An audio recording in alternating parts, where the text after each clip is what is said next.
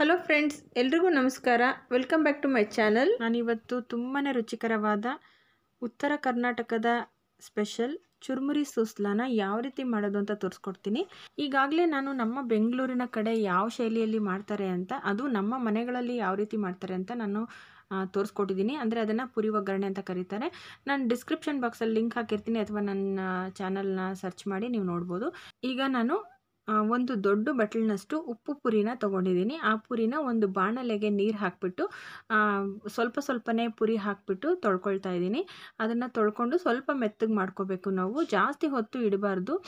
ಈ ಚುರ್ಮುರಿ ಸುಸ್ಲ ಚೆನ್ನಾಗಿ ಬರಬೇಕಂದ್ರೆ ಫಸ್ಟು ನಾವು ಮೇಯ್ನ್ ಇಂಪಾರ್ಟೆಂಟ್ ಇದರಲ್ಲೇ ನಾವು ಪುರಿ ನೆನೆಸ್ಕೊಳ್ಳೋದ್ರಲ್ಲೇ ಇರೋದು. ಅದಕ್ಕೋಸ್ಕರ ನಾನು ನೋಡಿ ಯಾವ ಥರ ತೋರಿಸ್ತಾ ಇದ್ದೀನಿ ಆ ಥರ ಮಾಡ್ಕೊಳ್ಳಿ. ಜಾಸ್ತಿ ಹೊತ್ತು ಅದಕ್ಕೆ ನೆನೆಯೋದಕ್ಕೆ ಬಿಡಬಾರ್ದು. ಒಂದು 30 ಸೆಕೆಂಡ್ಸ್ ಅಥವಾ 1 ನಿಮಿಷದ ಒಳಗಡೆ ನಾವು ಪುರಿನ ತೊಳೆದ್ಬಿಟ್ಟು ತೆಗೆದುಬಿಡಬೇಕು. ಆ ನೀರನ್ನು ಪೂರ್ತಿ ಹಿಂಡಬಾರ್ದು, ಸ್ವಲ್ಪ ನೀರು ಹಾಗೇ ಇರಬೇಕು. ಆ ರೀತಿ ನಾವು ತೆಗೆದುಕೋಬೇಕು. ನೋಡಿ, ನಾನು ಪೂರ್ತಿಯಾಗಿ ಹಿಂಡ್ತಾ ಇಲ್ಲ, ಸ್ವಲ್ಪ ಮಾತ್ರ ಹಿಂಡ್ತಾ ಇದ್ದೀನಿ. ಆ ರೀತಿ ತೆಗೆದು ಒಂದು ಬಟ್ಲಲ್ಲಿ ಹಾಕೋಬೇಕು. ಈಗ ಉಳಿದಿರೋ ಅಂಥ ಪೂರ್ತಿ ಪುರಿಯನ್ನು ಹಾಕ್ಬಿಟ್ಟು ಈಗ ಬಾಣಲಿಗೆ ಆ ನೀರಲ್ಲಿ ನೀಟಾಗಿ ತೊಳ್ಕೊಂಡು ಅದ್ರ ನೀರನ್ನೆಲ್ಲ ತೆಗೆದು ನಾನೊಂದು ಬಟ್ಲಿಗೆ ಹಾಕ್ಕೊಳ್ತೀನಿ.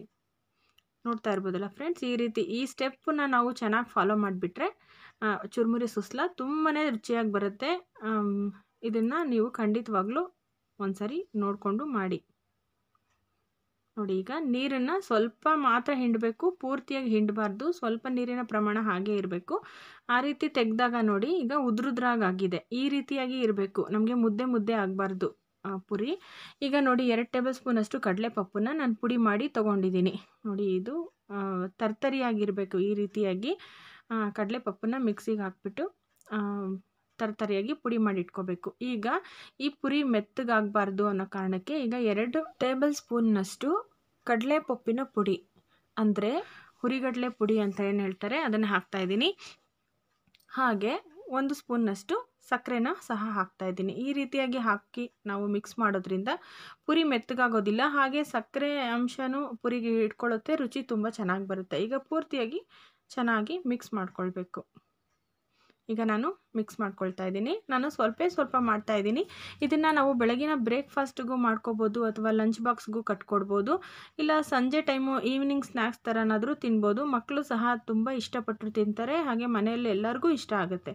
ಈಗ ಯಾವ ರೀತಿ ಒಗ್ಗರಣೆ ಮಾಡೋದು ಅಂತ ನೋಡ್ಕೊಳ್ಳೋಣ. ಮೊದಲಿಗೆ ಒಂದು ಬಾಣಲೆನ ಬಿಸಿಗೆ ಇಟ್ಕೊಂಡು 2 ಟೇಬಲ್ ಸ್ಪೂನಷ್ಟು ಎಣ್ಣೆನ ಹಾಕ್ಕೊಂಡಿದ್ದೀನಿ. ಎಣ್ಣೆ ಬಿಸಿ ಆದ ನಂತರ ಇದಕ್ಕೆ ಅರ್ಧ ಟೇಬಲ್ ಸ್ಪೂನಷ್ಟು ಸಾಸಿವೆನ ಹಾಕ್ಕೊಳ್ತಾ ಇದ್ದೀನಿ. ಹಾಗೆ ಅರ್ಧ ಟೇಬಲ್ ಸ್ಪೂನಷ್ಟು ಜೀರಿಗೆ. ಈಗ ಸಾಸಿವೆ ಸಿಡಿದು ಜೀರಿಗೆನೂ ಸಹ ಚಟ್ಪಟ ಅಂತ ಸೌಂಡ್ ಬರಬೇಕು, ಅಲ್ಲಿವರೆಗೂ ನಾವು ಚೆನ್ನಾಗಿ ಹುರ್ಕೋಬೇಕಾಗತ್ತೆ. ಈಗ ನೋಡಿ, ಸಾಸಿವೆ ಜೀರಿಗೆ ಚಟ್ಪಟ ಅಂತ ಸೌಂಡ್ ಬರ್ತಾ ಇದೆ. ಈಗ ಒಂದು 2 ಟೇಬಲ್ ಸ್ಪೂನಷ್ಟು ಕಡಲೆ ಬೀಜ ಹಾಕ್ಕೊಂಡಿದ್ದೀನಿ. ಈ ಕಡಲೆ ಬೀಜನ ನಾವು ಚೆನ್ನಾಗಿ ಫ್ರೈ ಮಾಡ್ಕೋಬೇಕಾಗುತ್ತೆ. ನೋಡಿ, ಹೊಂಬಣ್ಣಕ್ಕೆ ತಿರುಗಿದೆ, ಗರಿಗರಿಯಾಗೂ ಇರುತ್ತೆ. ನಾವು ಒಗ್ಗರಣೆ ಮಾಡಿ ತುಂಬ ಹೊತ್ತು ಗರಿಗರಿಯಾಗಿಯೇ ಇರುತ್ತೆ. ಈ ರೀತಿ ಕಲರ್ ಬರೋವರೆಗೂ ಕಡಿಮೆ ಉರಿಯಲ್ಲಿ ನಾವು ಚೆನ್ನಾಗಿ ಕೈ ಬಿಡದೆ ಫ್ರೈ ಮಾಡ್ಕೊಳ್ಬೇಕಾಗತ್ತೆ. ಈಗ ಫ್ರೈ ಮಾಡ್ಕೊಂಡಿದ್ದಾಗಿದೆ. ಈಗ ನಾನೊಂದು 3 ಮೀಡಿಯಂ ಸೈಜ್ ಈರುಳ್ಳಿನ ಚಿಕ್ಕದಾಗಿ ಕಟ್ ಮಾಡಿ ಹಾಕೋತಾ ಇದ್ದೀನಿ. ಹಾಗೆ ಒಂದು 4 ರಿಂದ 5 ಹಸಿರು ಮೆಣಸಿನಕಾಯಿನ ಚಿಕ್ಕದಾಗಿ ಕಟ್ ಮಾಡಿ ಹಾಕೋತಾ ಇದ್ದೀನಿ. ಖಾರ ಜಾಸ್ತಿ ಬೇಕು ಅನ್ನೋರು ಇನ್ನೂ ಜಾಸ್ತಿ ಹಾಕೋಬೋದು. ಹಾಗೆ ಇದ್ರ ಜೊತೆಗೆ ಸ್ವಲ್ಪ ಕರಿಬೇವಿನ ಸೊಪ್ಪನ್ನು ಸಹ ಸೇರಿಸಿ ನಾನು ಈಗ ಫ್ರೈ ಮಾಡ್ಕೋತಾ ಇದ್ದೀನಿ. ಈರುಳ್ಳಿನ ನಾವು ಎಷ್ಟು ಹದವಾಗಿ ಫ್ರೈ ಮಾಡ್ಕೊಡ್ತೀವೋ ಅಷ್ಟೇ ಚೆನ್ನಾಗಿ ಒಗ್ಗರಣೆ ರುಚಿಯಾಗಿ ಬರುತ್ತೆ. ನಾವು ಮಾಡ್ತಿರೋ ತಿಂಡಿನೂ ಸಹ ತುಂಬಾ ಚೆನ್ನಾಗಿರುತ್ತೆ. ಈಗ ನಾನು ಈರುಳ್ಳಿನ 2 ರಿಂದ 3 ನಿಮಿಷಗಳ ಕಾಲ ಫ್ರೈ ಮಾಡ್ಕೊಂಡಿದ್ದಾಯಿತು. ಈಗ ಒಂದು 1/4 ಟೇಬಲ್ ಸ್ಪೂನಷ್ಟು ಅರಿಶಿಣದ ಪುಡಿನ ಸೇರಿಸ್ಕೊತಾ ಇದ್ದೀನಿ. ಈ ಅರಿಶಿಣದ ಪುಡಿನ ಸೇರಿಸ್ಕೊಂಡು ಒಂದು 2 ನಿಮಿಷಗಳ ಕಾಲ ನಾವು ಚೆನ್ನಾಗಿ ಫ್ರೈ ಮಾಡ್ಕೋಬೇಕು. ಈ ರೀತಿ ಫ್ರೈ ಮಾಡ್ಕೊಳ್ಳೋದ್ರಿಂದ ಒಗ್ಗರಣೆ ತುಂಬ ರುಚಿಯಾಗಿ ಬರುತ್ತೆ.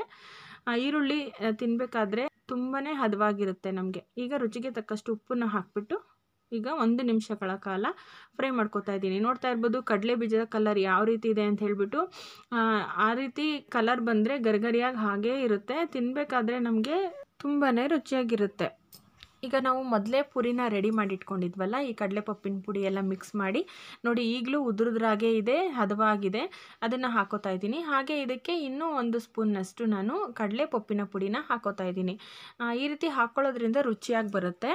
ಹಾಗೆ ಒಂದು ಅರ್ಧ ನಿಂಬೆಹಣ್ಣಿನ ರಸನ ಹಾಕೋತಾ ಇದ್ದೀನಿ. ಅರ್ಧ ಹೋಳು ನಿಂಬೆಹಣ್ಣಿನ ರಸನ ಹಾಕ್ಕೊಂಡು ಈ ರೀತಿ ತಿರುಕೊಡ್ಬೇಕು. ಕಡಿಮೆ ಉರಿ ಇಟ್ಕೊಂಡು ನಾವು ಇದನ್ನು ಚೆನ್ನಾಗಿ ಮಿಕ್ಸ್ ಮಾಡ್ಕೋಬೇಕಾಗತ್ತೆ. ಎಲ್ಲ ಒಗ್ಗರಣೆನೂ ಪುರಿಗೆ ನೀಟಾಗಿ ಹೊಂದ್ಕೊಳ್ಳೋ ರೀತಿ ನಾವು ಮಿಕ್ಸ್ ಮಾಡ್ಕೋಬೇಕು. ಬಿಸಿಯಲ್ಲೇ ಸ್ವಲ್ಪ ಬಿಸಿ ಮಾಡ್ಕೋಬೇಕಾಗತ್ತೆ. ಒಂದು 2 ನಿಮಿಷ ಪೂರ್ತಿ ಲೋ ಫ್ಲೇಮಲ್ಲಿ ಇದನ್ನು ಮಿಕ್ಸ್ ಮಾಡಿಕೊಂಡ್ರೆ ಸಾಕು. ಈ ಚುರುಮುರಿ ಸುಸ್ಲಾ ಬಿಸಿ ಬಿಸಿಯಾಗಿ ತಯಾರಾಗಿಬಿಡುತ್ತೆ. ಈಗ ನಾನು ಮಿಕ್ಸ್ ಮಾಡ್ಕೊಂಡಿದ್ದಾಯಿತು. ಚೆನ್ನಾಗಿ ಉದ್ರುದ್ರಾಗಿಯೇ ಇದೆ, ನೋಡ್ತಾ ಇರ್ಬೋದು ನೀವು. ಈಗ ಸ್ವಲ್ಪ ಕಟ್ ಮಾಡಿಟ್ಟಿರೋ ಅಂಥ ಕೊತ್ತಂಬರಿ ಸೊಪ್ಪನ್ನು ನಾನು ಸೇರಿಸ್ಕೊತಾ ಇದ್ದೀನಿ. ಈಗ ಪೂರ್ತಿ ಚುರುಮುರಿ ಸುಸ್ಲಾ ತಯಾರಾಯಿತು. ನಿಂಬೆಹಣ್ಣು ಹಾಕಿದ್ಮೇಲೆ ತುಂಬ ಹೊತ್ತು ನಾವು ಫ್ರೈ ಮಾಡಬಾರ್ದು. ಒಂದು ನಿಮಿಷ ಅಥವಾ 2 ನಿಮಿಷಗಳ ಕಾಲ ನಾವು ಫ್ರೈ ಮಾಡಿಕೊಂಡ್ರೆ ಸಾಕು. ಈಗ ಸ್ಟವ್ ಆಫ್ ಮಾಡ್ಕೊಂಡಿದ್ದೀನಿ. ಚೆನ್ನಾಗಿ ಮಿಕ್ಸ್ ಮಾಡ್ಕೊಂಡಿದ್ದಾಯಿತು. ಈಗ ಚುರುಮುರಿ ಸುಸ್ಲಾ ತಯಾರಾಗಿದೆ. ಈಗ ಒಂದು ಸರ್ವಿಂಗ್ ಪ್ಲೇಟ್ಗೆ ನಾನು ಹಾಕ್ತಾಯಿದ್ದೀನಿ. ಒಳ್ಳೆ ಘಮ ಘಮ ಪರಿಮಳ ಬರ್ತಿತ್ತು, ಹಾಗೆ ಅಷ್ಟೇ ರುಚಿಯಾಗಿತ್ತು ಕೂಡ. ಖಂಡಿತವಾಗ್ಲೂ ಒಂದ್ಸರಿ ಮಾಡಿದ್ರೇ ಇದರ ರುಚಿ ಯಾವ ರೀತಿ ಇರುತ್ತೆ ಅಂತ ಗೊತ್ತಾಗುತ್ತೆ. ಇದು ಸ್ವಲ್ಪ ವಿಭಿನ್ನವಾಗಿ ನಾನು ತೋರಿಸಿದ್ದೀನಿ. ಈ ಕಡಲೆಪಪ್ಪಿನ ಪುಡಿನ ಪುರಿಗೆ ಮಿಕ್ಸ್ ಮಾಡ್ಕೊಳ್ಳೋದ್ರಿಂದ ಅದ್ರ ರುಚಿನೂ ಬೇರೆ ಬರುತ್ತೆ. ತಿನ್ನಬೇಕಾದ್ರೆ ಪೂರ್ತಿ ಮೆತ್ತಗೆ ಮುದ್ದೆ ಆಗಿರೋದಿಲ್ಲ, ಉದ್ರುದ್ರಾಗಿ ಚೆನ್ನಾಗಿರುತ್ತೆ. ಇದನ್ನು ಲಂಚ್ ಬಾಕ್ಸ್ಗೂ ಕೊಡ್ಬೋದು, ಅಥವಾ ಸಂಜೆ ಮಕ್ಕಳು ಏನಾದರೂ ಇಷ್ಟಪಟ್ಟಾಗ ತಿಂಡಿ ತಿನ್ನಬೇಕು ಅಂದಾಗ ದಿಢೀರಾಗಿ ನಾವು ಇದನ್ನು ಮಾಡಿಕೊಟ್ಬಿಡ್ಬೋದು. ತುಂಬಾ ಚೆನ್ನಾಗಿರುತ್ತೆ ಫ್ರೆಂಡ್ಸ್. ಖಂಡಿತವಾಗ್ಲೂ ಈ ರೆಸಿಪಿನ ಟ್ರೈ ಮಾಡಿ ನೋಡಿ, ಹೇಗಿತ್ತು ಅಂತ ಕಮೆಂಟ್ ಮಾಡಿ.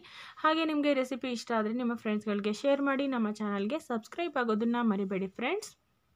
ಮತ್ತು ಈ ಚುರುಮುರಿ ಸುಸ್ಲಾವನ್ನು ಈ ಸಣ್ಣ ಮಿಕ್ಸ್ಚರ್ ಬರುತ್ತೆ ನೋಡಿ, ಆ ಮಿಕ್ಸ್ಚರ್ ಜೊತೆ ಸರ್ವ್ ಮಾಡ್ಬೋದು, ಅಥವಾ ಖಾರ ಸೇವ್ ಬರುತ್ತಲ್ಲ, ಆ ಸೇವ್ ಜೊತೆನಾದರೂ ಸರ್ವ್ ಮಾಡ್ಬೋದು. ನೋಡಿ, ಇದ್ರ ಮೇಲೆ ಸ್ವಲ್ಪ ಈ ರೀತಿ ಸ್ಪ್ರಿಂಕಲ್ ಮಾಡಿಕೊಂಡು ತಿನ್ಬೋದು. ಈ ರೀತಿನಾದರೂ ತಿನ್ಬೋದು, ಅಥವಾ ಸೈಡಲ್ಲಿ ನಂಚ್ಕೊಂಡಾದರೂ ತಿನ್ಬೋದು. ತುಂಬಾ ಚೆನ್ನಾಗಿರುತ್ತೆ. ಖಂಡಿತವಾಗ್ಲೂ ಒಂದ್ಸರಿ ಟ್ರೈ ಮಾಡಿ ನೋಡಿ. ಓಕೆ ಫ್ರೆಂಡ್ಸ್, ಮತ್ತೊಂದು ವಿಡಿಯೋದಲ್ಲಿ ಹೊಸ ಇಂಟ್ರೆಸ್ಟಿಂಗ್ ವಿಷಯದೊಂದಿಗೆ ನಾನು ನಿಮ್ಮನ್ನು ಭೇಟಿ ಮಾಡ್ತೀನಿ. ಅಲ್ಲಿಯವರೆಗೂ ಈ ವಿಡಿಯೋ ನೋಡಿದ ಸಮಸ್ತ ವೀಕ್ಷಕರಿಗೂ ಧನ್ಯವಾದಗಳು.